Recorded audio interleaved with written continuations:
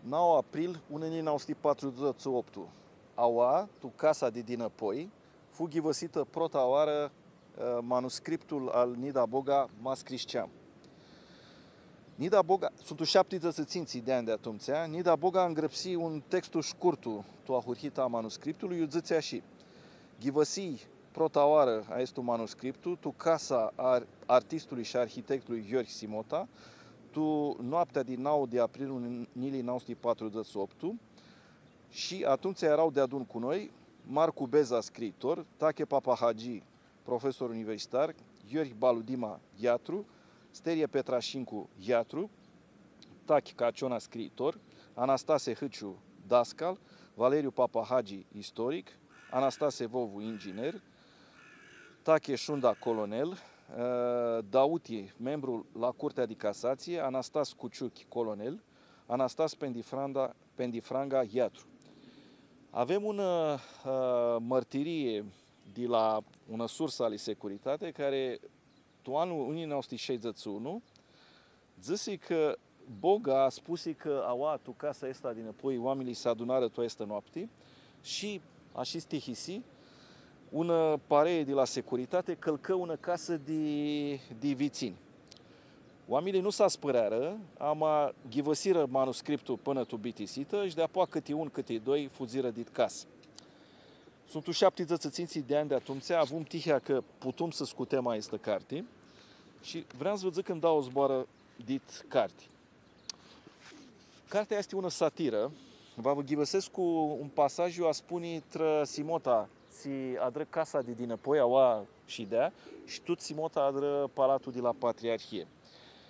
Cartea are multă hazi, mai este una hazi dulții și îți vedeți îngrăpsește aua tră Simota. Mas Cristian Nicană Iotă, eram arhitect de prota, ca Petrescu și Simota, Ica Ioțu și Culina, cu Azvestrea și Arina, cum mi avea învițată Șmina. Șciuli Tașcu Diplișor, ne-adram un ambasador.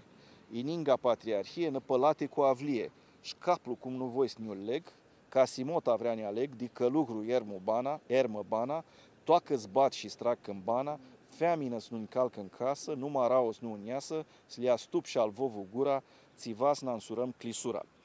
Aua ca să aduchiți în heamă Hazea și Peza, prindeți să știți că Simota era bichiar, Jvovu, inginerul, era tot bichiar, Doli era de clisura și acă era bichiar, adra propaganda la tinerile armâni să-și ia fetei de Tâvlahu clisura, că acolo fetele era naima buni și naima duruti.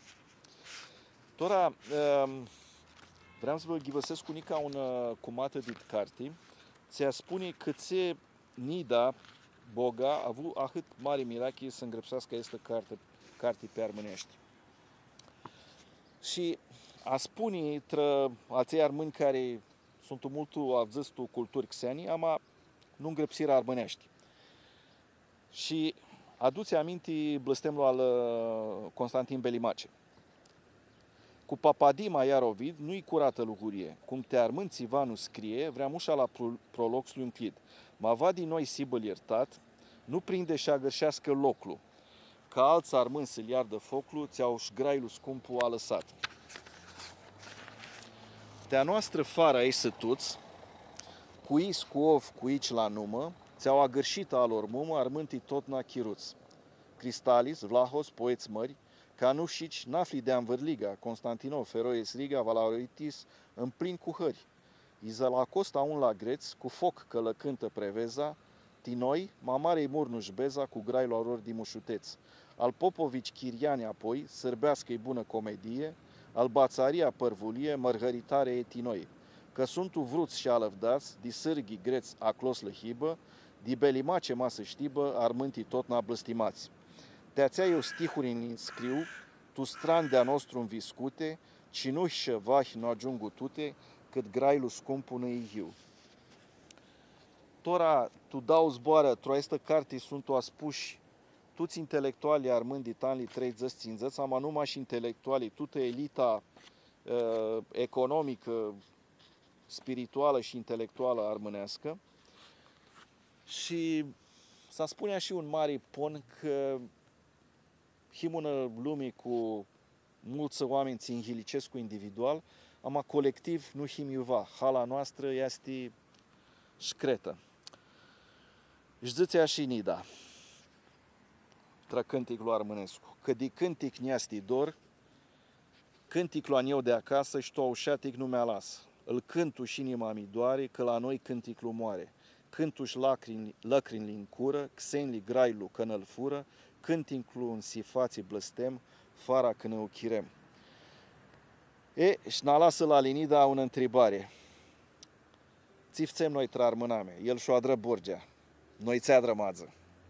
Au a 70 de ani, Nida Boga îngrăpsi una capodoperă, u ghivăsi aua, tu ai stă casă prota oară, și după 70 de ani avem tihea să putem să scutem a este giuva aerii. Acloiu iasti, pistipsescu că la Nida va si să hărsească tră a este lucru. –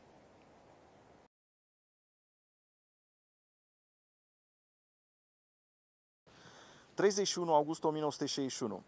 Agentul Vlaicu scrie un raport către organele de securitate în care aduce aminte un pasaj legat de cartea lui Nida Boga, care a fost citită, manuscrisul lui Nida Boga, care a fost citit pentru prima dată în această casă. Și spune așa agentul Vlaicu. Trecând pe panta amintirilor, Boga i-a povestit sursei, adică lui Vlaicu, despre un fel de ședință pe care a ținut-o cu o serie de macedoneni în casa Simota, pe Alea Patriarhiei, lângă casa lui Costafuru, când s-au citit versuri și proză cam indigeste pentru actualii conducători, așa spunea Boga, aici e un citat, și că tocmai când citea, a apărut un individ care a anunțat că undeva alături se făcea o percheziție și că ei nu s-au ridicat să plece, ci au terminat lectura și apoi s-au strecurat câte doi și au părăsit casa. Vedeți aici câtă mândrie că cei care s-au întâlnit aici n-au fugit imediat, ci au simțit nevoia să-și termine lectura și de-abia după aceea au părăsit locul.